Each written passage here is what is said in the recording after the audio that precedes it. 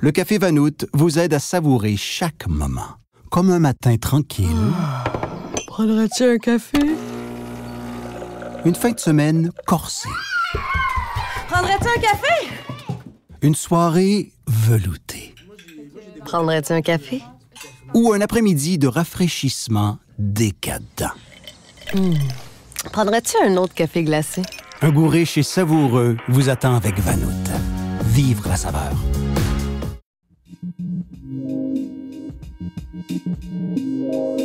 Nous sommes le mardi 3 juin. Voici à la une.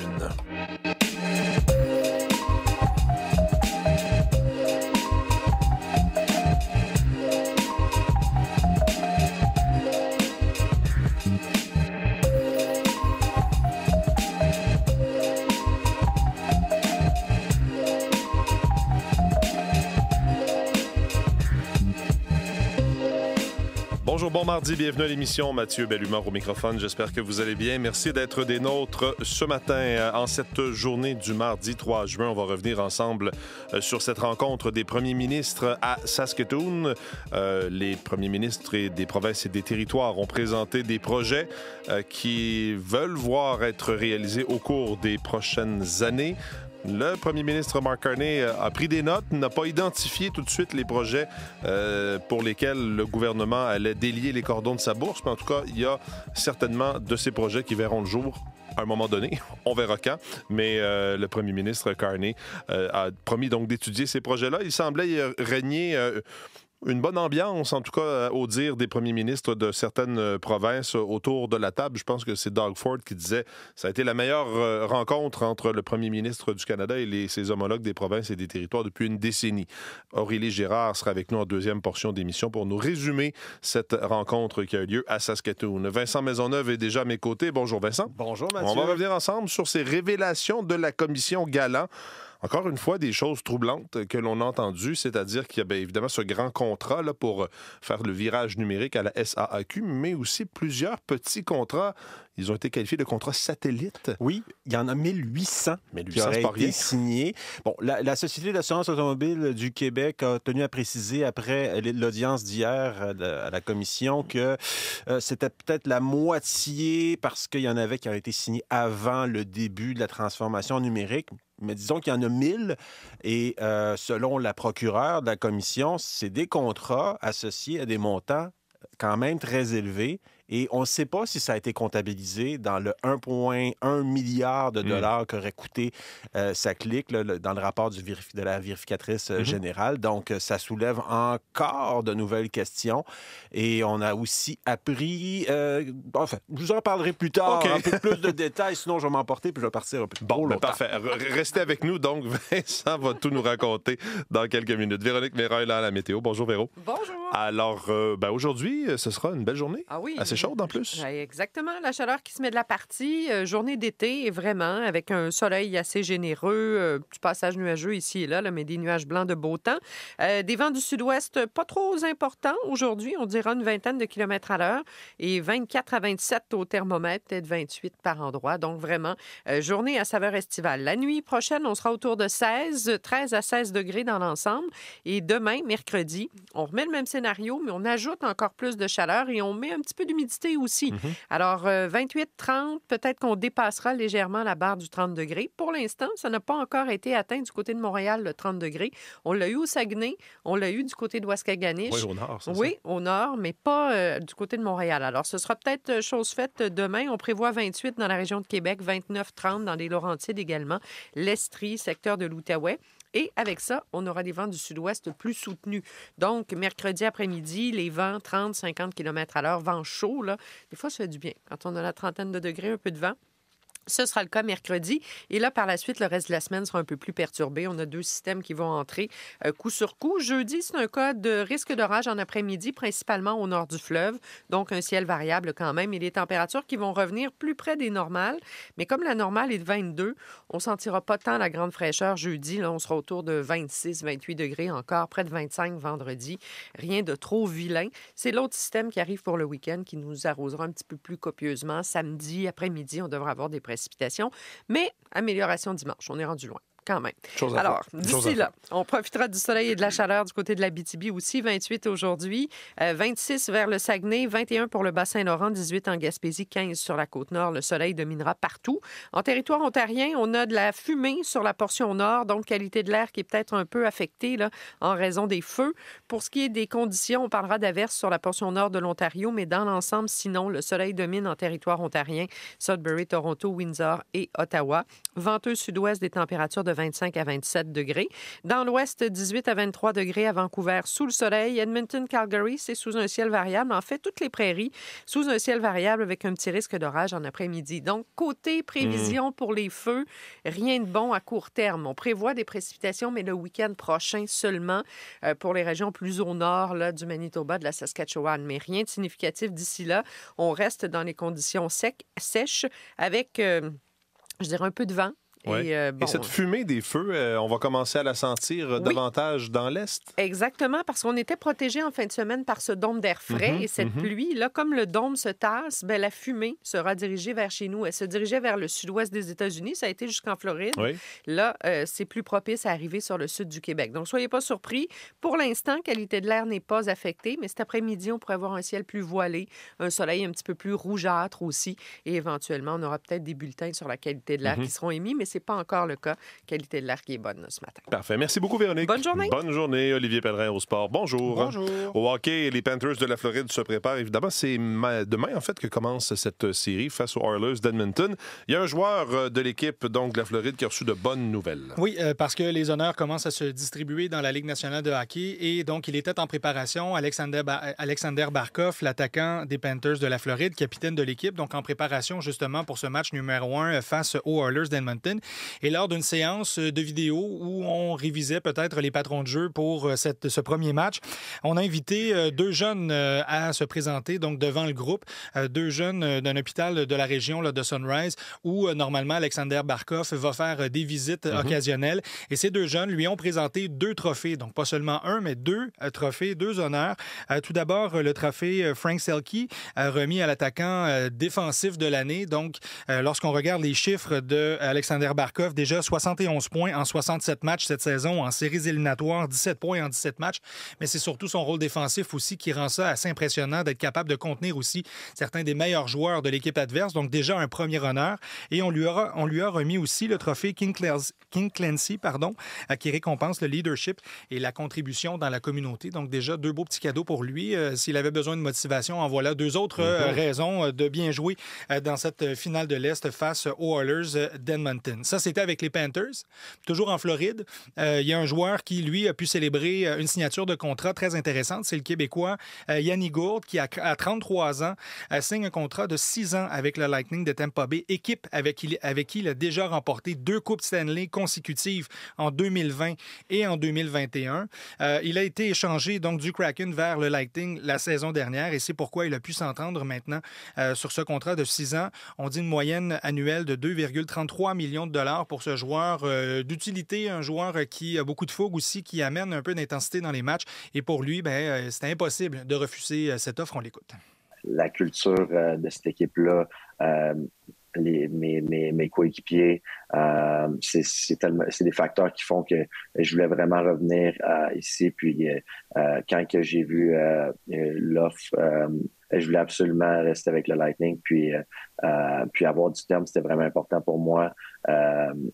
Moi, j'aimerais ça être un Lightning pour le reste de ma carrière. Puis quand que ce type d'offre-là était sur la table, j'étais vraiment excité. Puis c'est sûr que je n'allais pas refuser ça. Une offre qu'on ne peut pas refuser. Voilà, félicitations à Yanni Gourde. Puis en terminant, simplement vous mentionner qu'aujourd'hui, à midi, les 6 équipes de la LPHF devront avoir fourni leur liste de 3 joueuses protégées en lien avec cette expansion à Seattle et à Vancouver. Donc, on surveillera les noms, entre autres, de l'équipe de la Victoire de Montréal. Oui, bien sûr. Merci beaucoup. Bonne journée. Bonne journée. Au revoir.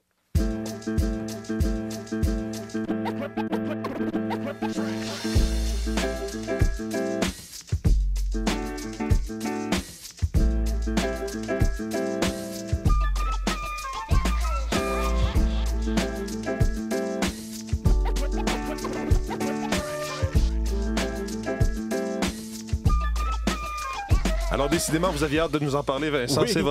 C'est votre tour. Révélation choquante qui continue de s'accumuler à cette commission Galland. Donc, c'est difficile d'estimer à combien cette transition numérique, qu'est-ce que ça va réellement ou qu'est-ce que ça a réellement coûté à la SAAQ? Parce que là, on a appris qu'il y avait des contrats, on disait 1800, donc près de 2000, il y en aurait peut-être la moitié selon la SAAQ, mais toujours est-il que ces contrats-là, on n'a pas une idée très, très claire de combien ils ont coûté, mais ce sont des contrats qui seraient considérables. Voilà, et on rappelle que pour l'instant, le bureau du vérificateur général du Québec estime que ce projet-là de modernisation des systèmes informatiques de la SAAQ a coûté 1,1 milliard de dollars. Et pour l'instant, on ne sait pas dans quelle mesure tous ces contrats satellites-là ont été pris en compte dans le calcul de la vérificatrice générale à l'époque.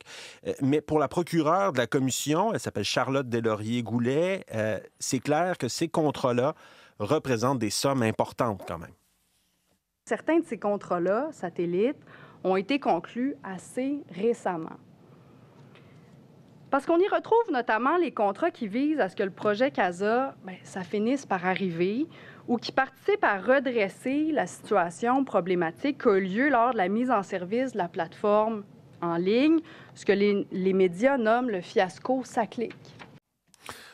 CASA, c'est comme le projet qui chapeaute SACLIC. Voilà. Il faut comprendre ces termes-là. Mais essentiellement, la SAAQ a quand même voulu hier apporter une mise au point en disant c'est la moitié de ces contrats-là qui ont été conclus avant le début de la transformation numérique, donc qui date d'un certain moment. Disons avant 2014. Et depuis 2014, en fait, depuis le début du projet de transformation numérique, la SAAQ affirme avoir conclu 948 contrats avec des fournisseurs, des consultants externes, notamment pour la mise en ligne du programme. On s'entend, c'est quand même à peu près 1000 contrats satellites. Et ce que nous rappelle notre collègue Jean-François Thériault dans son texte qui est publié ce matin sur radiocanada.ca, sur la journée d'audience d'hier, c'est que la commission Galland a déjà établi que des contrats qui ont été accordés à des consultants externes avaient été remportés par d'anciens collègues de Carl Malenfant, le directeur du projet, et qui avait notamment 5 consultants qui avaient déjà travaillé avec Carl Malenfant, au moins chez Hydro-Québec ou sinon dans la firme privée R3D que Carl Malenfant où travaillait Carl Malenfant, était vice-président avant d'aller à la SAC. Et il y a un vérificateur interne de la SAAQ qui a même dit à la commission que certains appels d'offres étaient tellement comportaient des critères tellement précis qu'ils semblaient être faits sur mesure pour ces personnes-là.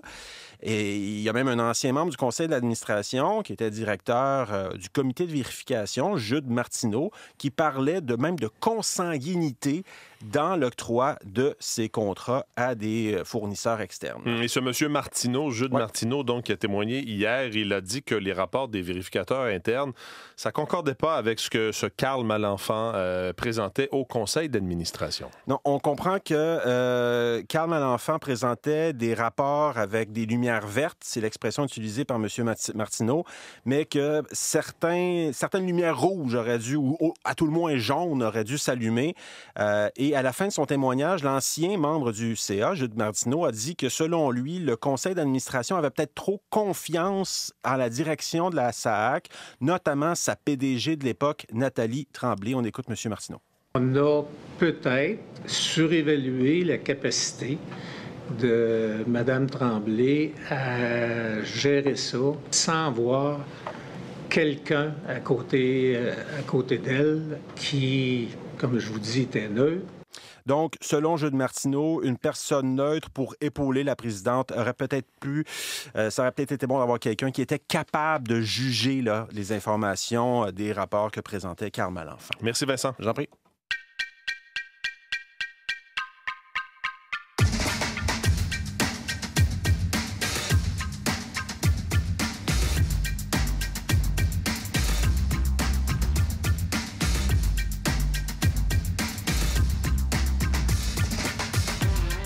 Gabriel Lemarque-Campero est dans notre studio d'Ottawa pour la revue de presse. Bonjour, Gabriel. Bonjour, Mathieu. Alors, je le disais, en tout cas, c'est Doug Ford qui semblait très heureux de cette rencontre des premiers ministres des provinces et des territoires hier à Saskatoon. Il a même chantonné « Love is in the air », donc ça avait l'air de bien aller. Et évidemment, il y en a beaucoup de questions dans les quotidiens de ce matin. Oui, notamment dans le Globe and Mail ce matin, qui titre « Carney conclut la rencontre des premiers ministres en proposant un cadre pour des projets clés ». Carney gagne le cœur de ses homologues. C'est la une ce matin de la Presse Plus, où vous lirez aussi la chronique de Paul Journet à la recherche de la bonne vitesse. Il écrit que pour le premier ministre du Canada, une rencontre avec ses homologues des provinces est l'équivalent d'une visite chez le dentiste, sans les bénéfices hygiéniques bien sûr, mais il y a des exceptions comme hier à Saskatoon, des exercices qui sont habituellement analysés sous l'angle des tensions, des affrontements, mais Paul Journet souligne une nouveauté, un sentiment d'optimisme léger, fragile, mais belle et bien réel. Était-ce la meilleure rencontre depuis 10 ans, comme l'a prétendu hier Doug Ford? Dur à dire, écrit Paul Journet, mais chose certaine, 2 constats importants et unanimes ont été faits. Les provinces doivent commercer davantage entre elles pour diversifier leur marché et les projets d'intérêt national doivent se réaliser plus rapidement. Vous lirez aussi l'analyse de Guillaume Saint-Pierre ce matin dans les pages du Journal de Montréal, la grande famille canadienne unie. Pour l'instant, les premiers ministres semblent être sur la même longueur d'onde, mais la conférence d'hier n'a pas débouché sur une liste de grands projets à lancer en priorité. C'était peut-être trop espéré, écrit Guillaume Saint-Pierre ce matin. Le nombre de plaintes pour le non-respect du français a atteint un nouveau record au Québec. Papier dans le Journal de Montréal d'Olivier Fauché ce matin, le nombre de plaintes qui a atteint un nombre record. Vous l'avez dit, 10 371 plaintes ont été soumises à l'OQLF l'an dernier, en 2024-2025, lors de cette année financière qui s'est conclue le 31 mars dernier. C'est ce que révèlent des données obtenues par le journal via une demande d'accès à l'information. Un record qui survient 3 ans après l'adoption de la loi 96, au moment où une de ces dispositions imposant une nette prédominance du français entre en vigueur. En 2024-2025, écrit Olivier Fauché, les infractions les plus fréquentes étaient liées à la langue de service à 40 %, concernant les sites Internet aussi et l'affichage public et commercial. L'OQLF qui a refusé de commenter ces chiffres hier au Journal de Montréal. L'attente dans les urgences en hausse un peu partout au pays. Et le texte de Vincent Rességuier ce matin, la une de Radio-Canada, 5h23, c'est la durée moyenne au Québec au cours de l'année 2024-2025. Une statistique dévoilée ce matin par l'Institut économique de Montréal, un rapport, les auteurs qui ont utilisé la loi d'accès à l'information pour recueillir les données. Dans 8 provinces canadiennes, quand même, c'est pas rien. Le temps d'attente est en augmentation un peu partout au pays, mais la palme revient à l'île du Prince-Édouard, où il est passé de 3h à 4h36, une hausse de 50 % entre 2020 et 2025.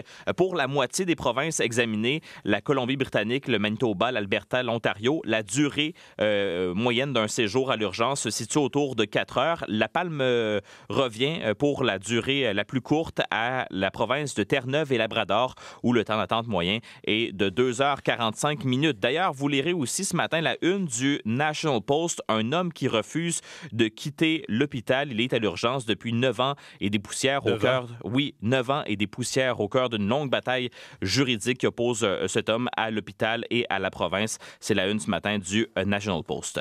La GRC qui enquête sur de potentiels crimes de guerre dans le conflit entre Israël et le Hamas. Et ça, Mathieu, c'est la une du Toronto Star. Très peu de détails, par contre, sur l'enquête du Star qui sont connus, sur l'enquête de la GRC, pardon, qui sont connus, mais le service de police qui a confirmé hier au Toronto Star cette enquête qui a refusé de répondre sur la portée de l'enquête qui a été lancée discrètement au début de l'année 2024. Merci, Gabriel. Bonne journée. Bonne journée.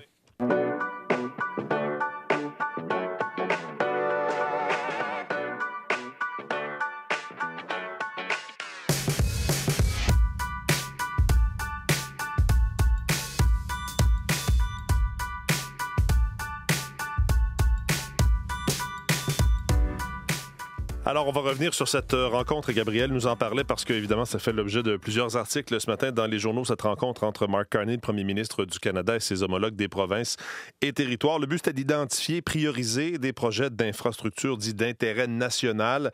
Évidemment, dans le contexte que l'on connaît de tensions commerciales avec les États-Unis. Aurélie Girard est en studio. Bonjour, Aurélie. Bonjour. Alors, en tout cas, tout le monde semblait très heureux. Ça semble être un premier test réussi pour M. Carney. Mais en tout cas, les projets ne sont pas encore choisis. Ça va peut-être se corser plus tard. Mais pour l'instant, l'instant, tout le monde semble être sorti de cette réunion-là de bonne humeur. Oui, exactement. C'est ce qu'on en a déduit en voyant les réactions là, des gens qui étaient réunis autour de cette grande table ronde hier. Donc, l'exercice, essentiellement, c'est que chacun d'entre eux devait présenter à Ottawa des projets qu'il ou elle considère urgents pour le développement économique du pays. Et chose qui est somme toute assez rare, c'est, comme vous le disiez, Mathieu, l'unité, en fait, en quelque sorte, qui régnait autour de cette table. On écoute tout de suite Doug Ford, premier ministre de l'Ontario. I'm going to be very blunt here. This has been the best meeting we've had in 10 years. Simple. Best meeting I've had in 7 years. Donc, Doug Ford qui a parlé d'une bonne discussion pour poser les bases de ce qui est à venir. Il a dit que c'était la meilleure rencontre qu'ils ont eue en 10 ans. Il a même comparé M. Carney au Père Noël en disant qu'il allait repartir là, avec une bonne liste d'idées et de suggestions. Et puis, il y a même Scott Moe là, et Danielle Smith qui se sont montrés là, satisfaits de cette rencontre. Vous avez peut-être déjà fait une liste au Père Noël. Des fois, on finit déçu. Mais en tout cas, ça reste à voir. Et en tout cas, dans cette liste, tout en haut, ce sont ces projets de pipeline. Exactement, parce que Mark Carney s'est montré ouvert au développement de nouveaux oléoducs. Et à l'heure actuelle, il y a en quelque sorte deux camps. D'un côté, il y a des provinces qu'on pourrait qualifier d'un peu plus pressées là, à pousser ce projet de pipeline, l'Alberta, l'Ontario et le Manitoba. Et puis de l'autre, eh bien, il y a le Québec et la Colombie-Britannique qui disent, eux, plutôt vouloir attendre là, de voir ce qui s'en vient. Mais de toute façon, comme l'explique le ministre responsable du Commerce Canada-États-Unis, des Affaires intergouvernementales et de l'unité de l'économie canadienne, oui, Dominique Leblanc, eh bien, on en est toujours au stade d'idée là, pour le moment. Pour le moment, il n'y a aucune société privée qui a avancé un projet d'un pipeline vers l'est du Canada. Cependant, on s'est mis d'accord sur un processus advenant qu'un projet comme ça soit élaboré, soit prêt. On a maintenant un processus expédié. Ce processus, c'est enfin un projet de loi que prépare Ottawa justement pour qu'il y ait une sorte de voie rapide pour ces projets-là. Exactement, dont le but, en fait, là, va être d'assouplir certaines mesures pour diversifier justement les marchés de l'économie, de l'énergie canadienne. D'ailleurs, dans ce projet que Mark Carney compte faire adopter à la Chambre des communes à Ottawa, il est proposé d'accélérer le processus d'approbation des projets d'infrastructures d'envergure nationale tout en assouplissant certains critères, y compris des critères environnementaux, ce qui pourrait inquiéter certains acteurs. Tout de suite, voici Dominique Leblanc qui, lui, s'est voulu assez rassurant là, sur cet aspect. Oh, mauvais extrait. C'est pas tout de suite la fin de l'émission. Je pense qu'on va être en mesure d'entendre M. Carney a été très clair. Dans aucun sens, on va diminuer ou limiter l'étude d'impact environnemental, les standards que les Canadiens s'attendent qui vont être appliqués à un genre de projet de cette importance-là. Autre source là, d'inquiétude, il y a aussi hier en Ontario l'ancien chef national de l'Assemblée des Premières Nations qui a réclamé, lui, une réunion d'urgence des chefs pour formuler des demandes à Ottawa. Phil Fontaine, essentiellement, a accusé les gouvernements réunis de ne pas respecter les premiers peuples. Avant le début de la rencontre, hier, il y a aussi la Fédération des Nations autochtones souveraines qui a dénoncé, en fait, l'absence des Premières Nations de la Saskatchewan et de partout au pays, d'ailleurs, à la rencontre entre les premiers ministres canadiens et ses homologues provinciaux. Merci beaucoup, Aurélie. Je vous en prie. Bonne journée. Bien là, c'est vrai, oui, c'est la fin de l'émission. Vos équipes du matin vont prendre le relais dans les prochaines secondes. On va, entre autres, surveiller Dominique Leblanc, que l'on entendait justement dans le compte-rendu d'Aurélie, qui sera, lui, aux États-Unis aujourd'hui pour rencontrer le secrétaire américain au commerce, Howard Lutnick. Également, ce qui va retenir l'attention, les feux dans les prairies qui font toujours rage. C'est, entre autres, les éléments dont on va vous parler ce matin. Là-dessus, bonne journée. Au revoir.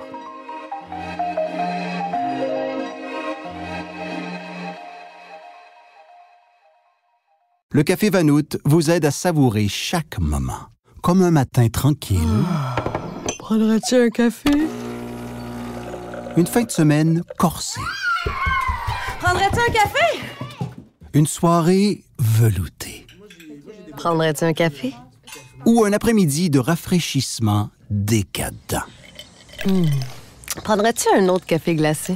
Un goût riche et savoureux vous attend avec Vanout. Vivre la saveur.